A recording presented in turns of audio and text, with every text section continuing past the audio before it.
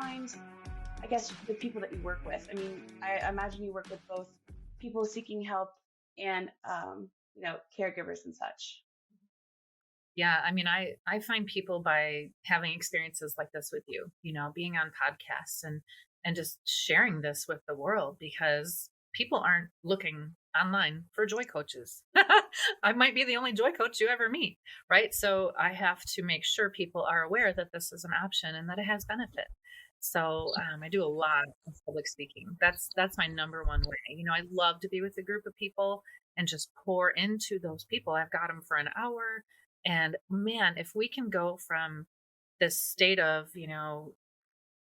wow, I hope that, this isn't boring, to I'm thinking about all these other things, to I can't wait to get back to my desk and quickly connect. An audience and a speaker can connect quickly and get on the same page about an issue that they care about. In this case, having more joy in your bucket, and then share an hour together that's meaningful.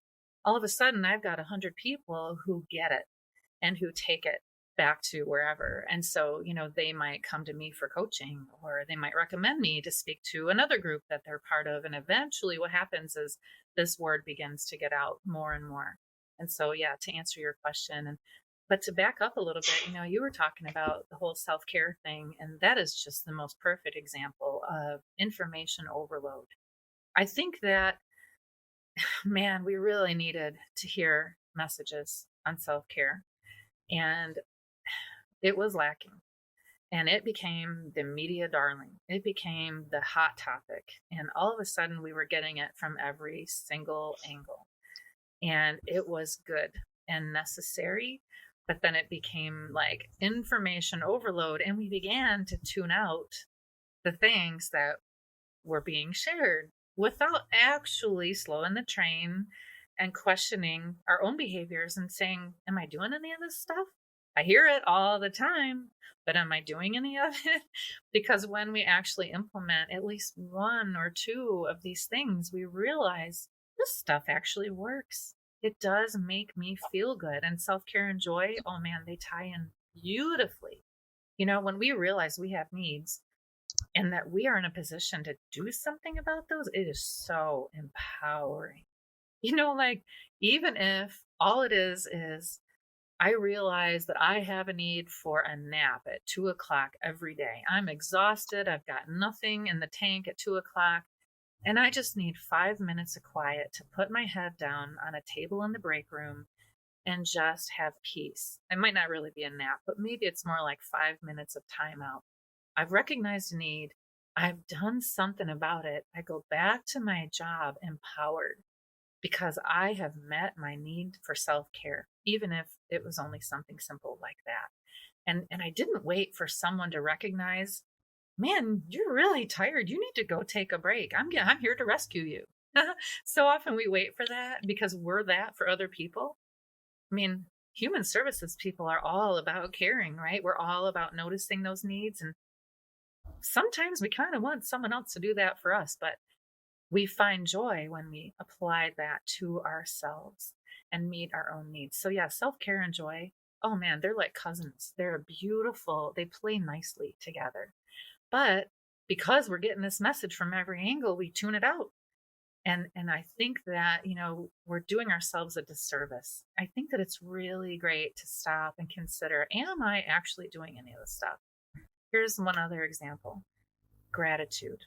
Gratitude is a very powerful source of joy. When you are truly grateful for something, however big or small, it does fill you up with joy. They're cousins. They play beautifully together. And here's something that we have heard. Maybe you'll know where I'm going with this. There is advice regarding gratitude that we have been getting from so many angles for about the last 5 years. Does anything come up for you as I talk about gratitude? What advice have you gotten on that? Gratitude journals, that comes to mind. Write down something you're grateful for. Yep. Every day, actually, not just once and done, like every day, write something down. Yes. And they've done studies on that. And there have been such like leaps and bounds of progress made in people's outlook when they implement that. This concept of keeping a gratitude journal. because it brings joy. That's, in my opinion, that's why it's effective. But the thing is, we've heard that from so many people that we don't even listen to it anymore. So often we know that we need to do it, but do we actually stop and write something down once in a while? Do we get our phones out in the doctor's office while the kids are screaming around us and the air conditioning's out and the situation is crap? Are we stopping to think about what we're thankful for in those circumstances? Do we get out our phone and write down, wow, I'm thankful that this doctor is even here today. I'm thankful that these kids can run around and play. I'm thankful that I can feel the heat because the air conditioning's out. Some people don't have that sense of temperature sense. There are so many things to be thankful for, but in the moment, we're focused on all that's wrong. And if we implement some of this stuff, this gratitude journal, as an example, in the moment, it has great power if we actually utilize it. So, yeah, when you mentioned self-care, I thought, yeah, I really want to talk about that for a minute because we've tuned that message out and it is powerful when we implement it. I really hope that the listeners are thinking, yeah, I really don't implement that like I should. And maybe that's the one thing that they'll get out of our conversation is stopping the train and doing some of the stuff and letting it work for you. The first thing that pops into my mind as you're going through the process of kind of exploring why people don't do gratitude journals or really just observe gratitude in the first place is I can recall the mindset that I had when gratitude became such a hot topic. It was in the beginning. I had a gratitude journal. Don't use it as much anymore because my practices have changed into other things, which I'll share with you in a minute. But I think there was just, if we're thinking mindset, like precursor mindset before someone's introduced to this idea, this very simple idea. Here's the idea. Remember what you're grateful for and make it a practice. That's it, right? That's the idea. We are so inclined to seek, what's the word I'm looking for? The next new shiny thing, like something that's more bedazzled with this elixir of change and that it'll fix this. But we've also convinced ourselves that nothing's quite that simple.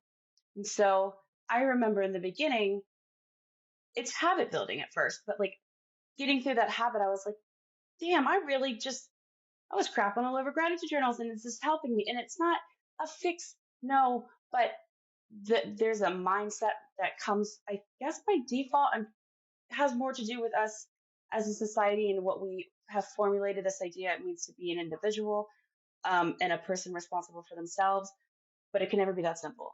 When in actuality, a lot of things are that simple, right? It takes practice, and habit building is, in and of itself, something you have to have resilience and patience for. At some point, I had my own realization of like, keep it simple, stupid, especially when I was trying to build better mental health habits. And then you get like, it surprises you. You're just like, oh, I guess they were right. Just do it. Keep it simple. Don't make it complicated. And like, it eventually helps. And that brings me to something we spoke about. I thought was super important in our first conversation together. And that is connecting with clientele or people or just, in general that really don't recognize joy or don't feel that they've had the experience of it, which is a very genuine thing.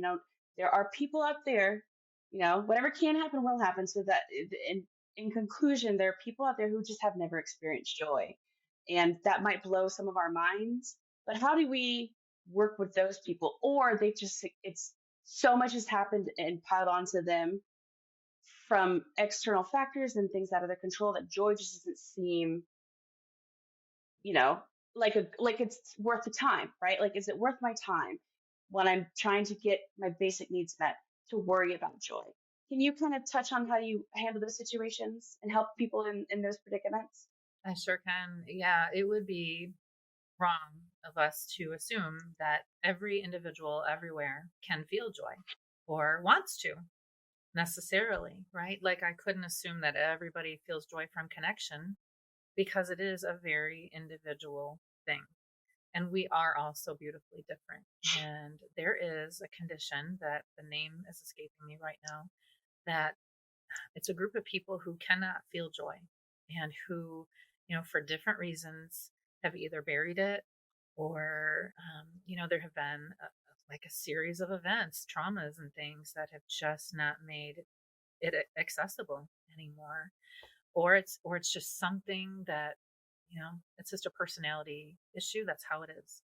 And so for any reason, I think that it's important, first of all, that we just give space to the individuality of people. I don't ever want to make a blanket statement, or when I find myself doing that, I try to retract it and be more respectful of people's differences.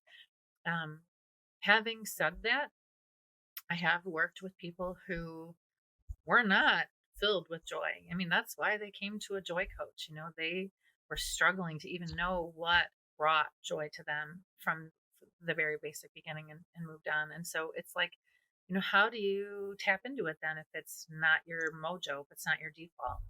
And it's interesting because so often, one of the easiest ways to cultivate that is to dig back to a time in life when you had less pressure, you had less responsibility. For most people, that's childhood. Again, I can't blanket statement that because a lot of people have had abusive childhoods and traumas. But if childhood was a time of freedom and of, exploration, we can often go back to those states, kind of tap into that inner child and dig into, like, okay, when I felt that way, what was causing it? What was it that made me feel alive at that point in my life? Was it being with friends? Was it, having physical freedom to just go and run and play? Was it, just the complete lack of responsibility because kids don't have nearly as much to worry about as adults have? Was it a particular person who was in our life more often that, really got us and brought something out of us? It could be any number of things, but for a lot of people, I will, help them kind of go back then to a place of joy. And that for a lot of people is childhood.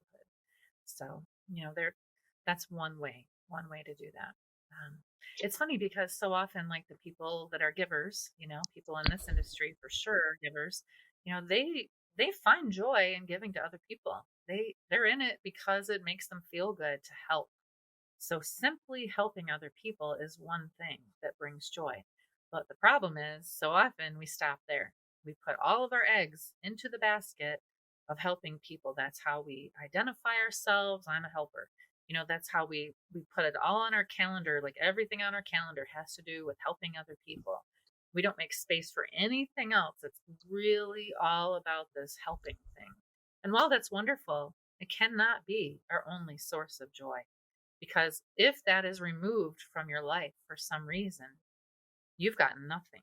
You've got no other sources of joy, no other inputs, no other, infusion of joy because you've only focused on other people.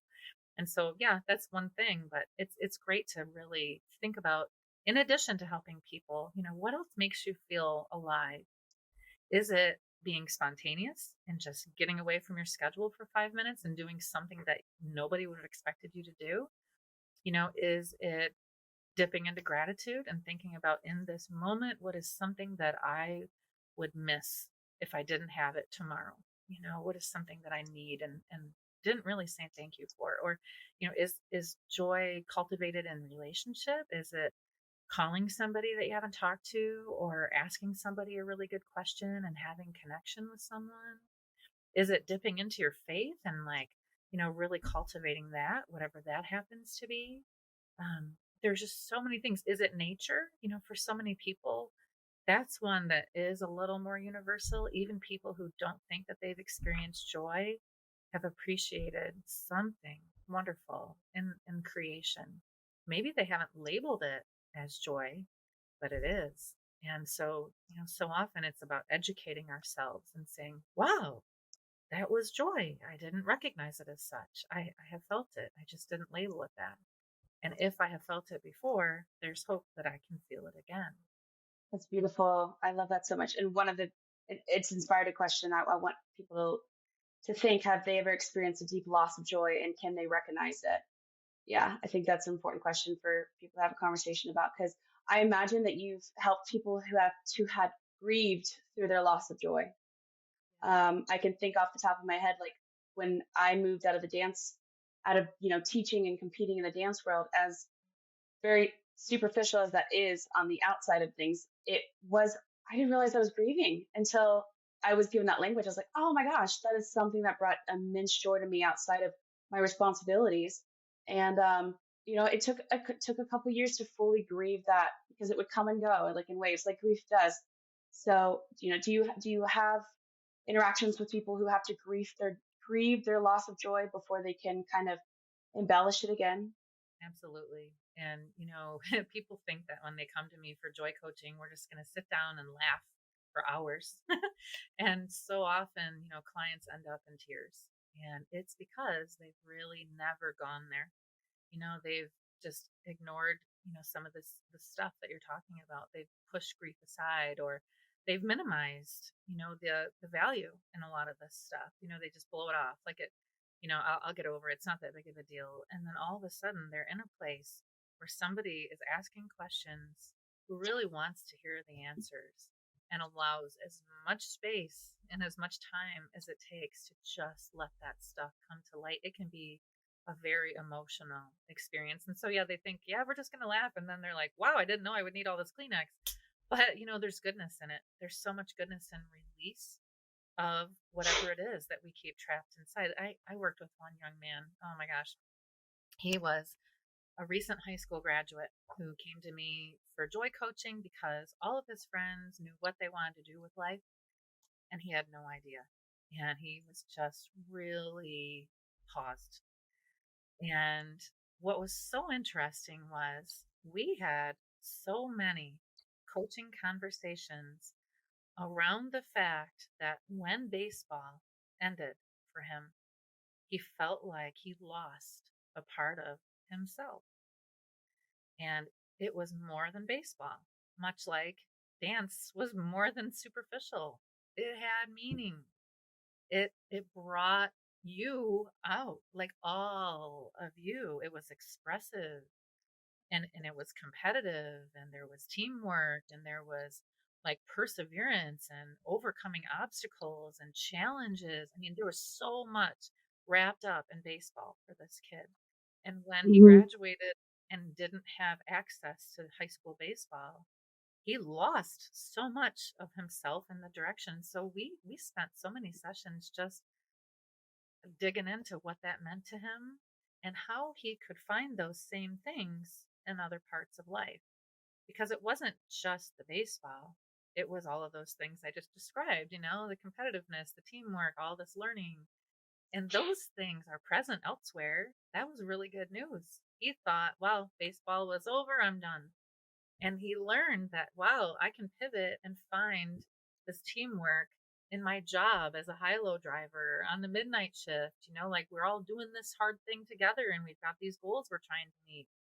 And I'm not swinging a bat, but I'm still on a team. I can find joy in that.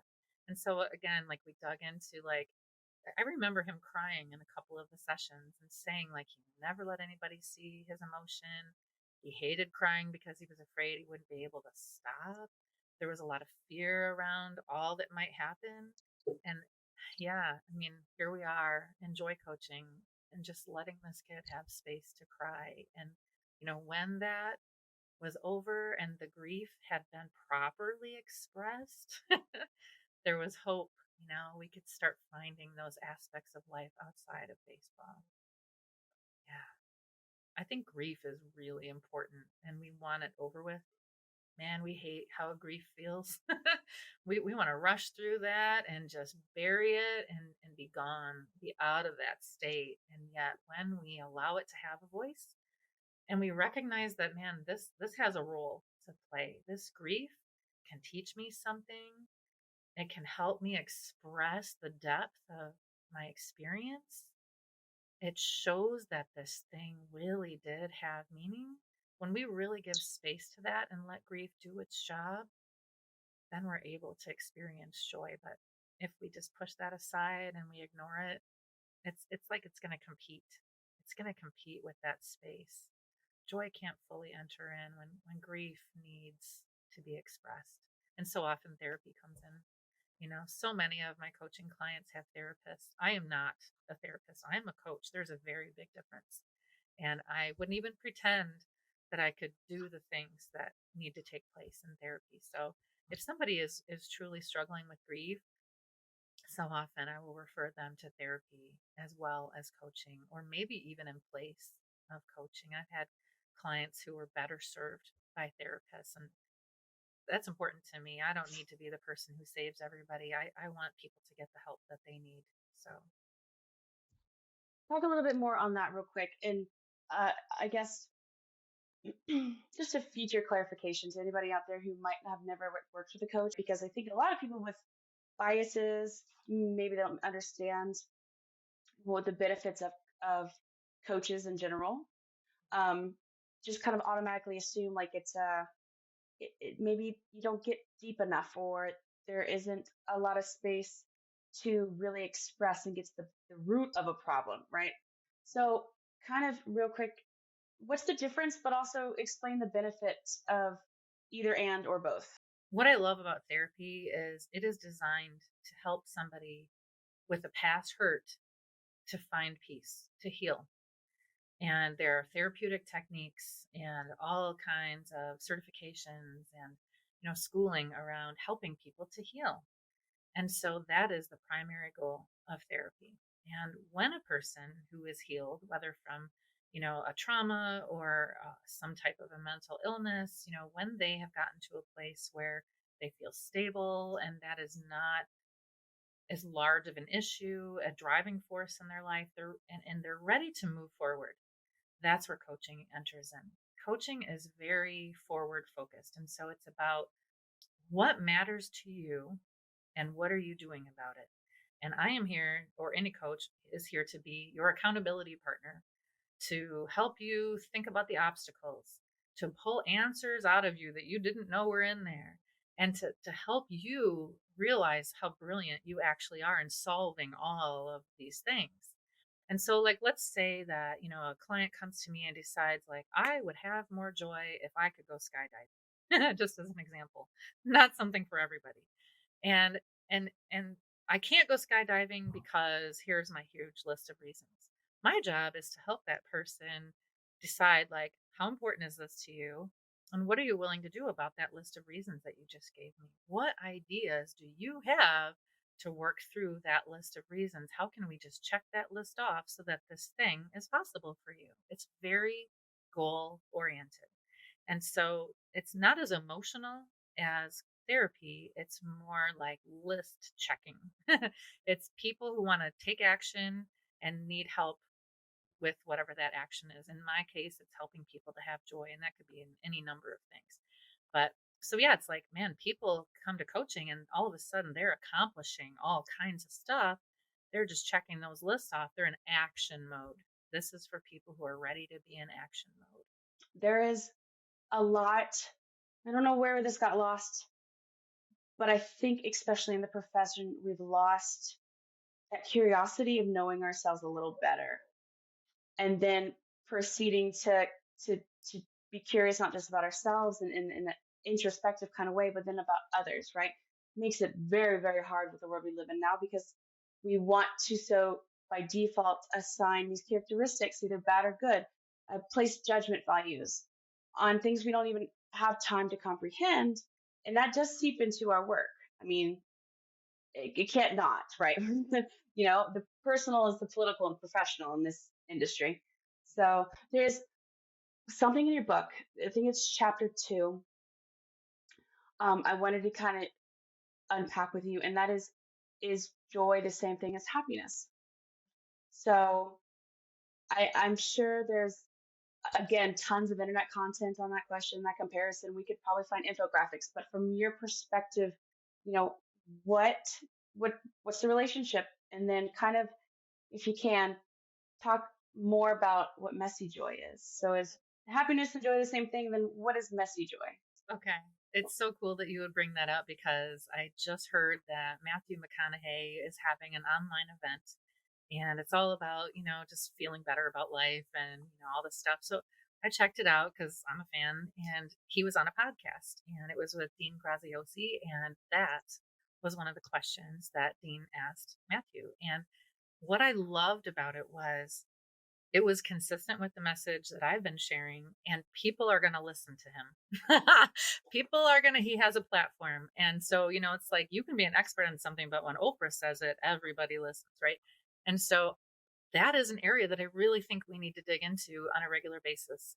And people are starting to catch on, because previous to the last couple of years, you could go online and look up something about happiness, and then you'd get this listing of all of these things where joy was populated in that list. Or if you would Google a song about joy, there were all these songs about happiness. And so they are so similar, and we use them interchangeably until they're not, until we really take a look at the differences and we realize that they both make us feel good, and we love that. But one is temporary and related to things going well and circumstances being in your favor. That's happiness. That is your skinny jeans fitting after, 10 years, and you're working out, and all of a sudden you put them on and they fit. And you're like, yay, like something good happened. I feel happy. And then Christmas and, all the holidays come and all the food and then the pants don't fit. Where is happiness then? Those pants are back at the bottom of the drawer. The happiness is gone because it was tied to something going well. Joy is so different than that. It does feel good like happiness, but it is more of a way of being. Joy is more of just a way of viewing things. It's about resilience. It's not about feeling really high. It's about having hope long term. It's about having something in the tank that'll carry you when the circumstances are garbage. And so it's like, okay, what are the things then that still fill me up and make me feel good, that can't disappear when a hurricane rolls through? Because the hurricane's going to roll through and wipe out all my chocolate in the drawer. There goes my happiness. But, it's not going to wipe out the fact that gratitude still exists, even when, things are difficult. It's digging into those things we talked about earlier: connection and relationships and faith and movement and spontaneity, and all of these things that generally can't be wiped out by a hurricane. Those are sources of joy. And so when we pour more effort into that, there's room for the chocolate and the skinny jeans. I'm not dogging that. But what I'm saying is, if we put all of our effort into things that are sources of happiness and we label it joy, and then we wonder why we're up and down all the time, we begin to think something must be wrong with us. But really, it's about that method. It's because we're seeking things that are short term when we really want to pour our efforts into things that are more lasting and that can't be wiped out by circumstances. And so happiness and joy are similar, but very different. And when people like Oprah and Matthew McConaughey start talking about it, we're going to start listening. And I'm excited about that, because it will clear up the confusion, as a society, hopefully eventually. And so, then the concept of messy joy is really about how do we embrace life when it hurts? How do we embrace the ick when we didn't ask for it and we didn't sign up for it? And where does joy enter into that? How can we have them both?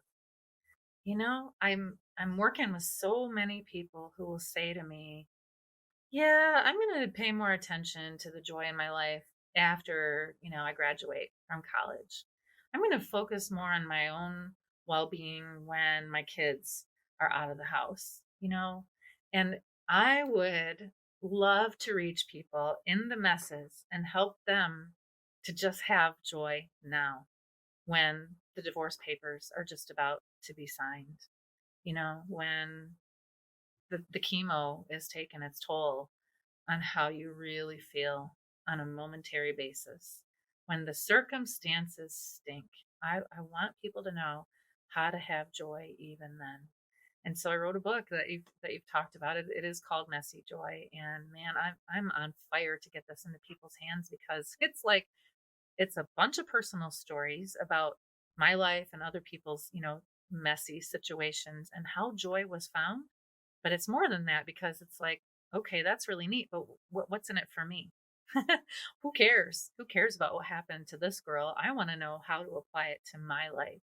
And the book digs in, and like we've talked about, but There are hundreds of journal questions woven into the pages of this book that will do the thing we've talked about, which is to help people stop the train and consider how this stuff should be implemented, how it can be simply like incorporated into life, little steps, little things that are doable. So I'm super excited about it, and I'm glad that you're taking the time to read it. Well, it's very inviting and very engaging, like I had said earlier.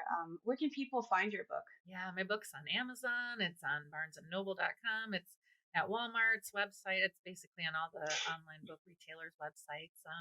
They can get a signed copy if they want one from me for a gift or for themselves, just by reaching out through my website, which is joytotheworldcoaching.com. So my company is called Joy to the World Coaching, but I cannot reach the world unless I reach the givers of the world, the people like you who are doing the thing.